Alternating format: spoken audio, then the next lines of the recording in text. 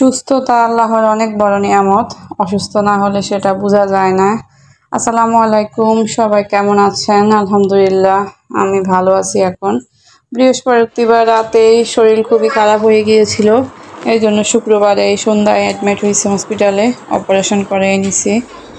যখন উঠিতে গেছি শুধু বাচ্চাদের কথাই মাথায় আসতেছিল, আর আল্লাহর কাছে দোয়া করতেছিলাম, আল্লাহ আমার সকল গুনাহ মাফ করে দেন, আমার সন্তানদের কাছে আমাকে আবার ফিরিয়ে আনিয়েন। সামান্য একটা অ্যাপেন্ডিসাইড যে এত ক্ষতি করতে পারে আমি এটা কল্পনাও করতে পারি নাই।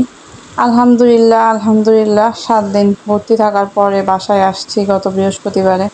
আসলে হাসপাতালের জীবনটা যে কতটা কষ্টের সেটা যে থাকে সেই বোঝে। বাইরে তাকাতে আমার নিজেকে কেমন জানি অসহায় মনে হয়। সবাই ছিল আশেপাশে, হাজব্যান্ড মানে যতটুকু পারছে উনি একাই সব আমার করছে, কারণ আমার তো আম্মু আমার ছোট বোনকে নিয়ে ব্যস্ত ছিল, ও অসুস্থ, ও হসপিটালে অ্যাডমিট।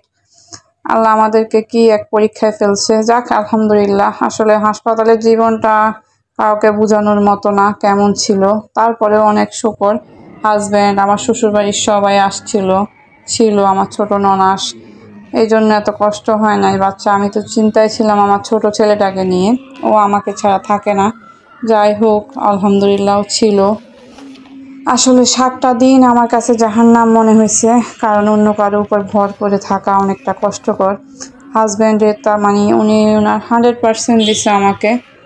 আমি আসলে কখনো কল্পনাও করি না। এর আগে 2বার সিজারিং হয়েছি, কিন্তু এত কষ্ট আমার লাগে নাই। সত্যি বলতে আমার ভাবছি যে না, অপারেশনে কী বা আর এত হয়। আর এই অপারেশনের আগেও শুনছি যে তেমন একটা কষ্ট হয় না, কিন্তু যখন অপারেশনটা করছি তারপরে তো আমার একটার পরে একটা টানা 3 দিন জ্বরে ছিল।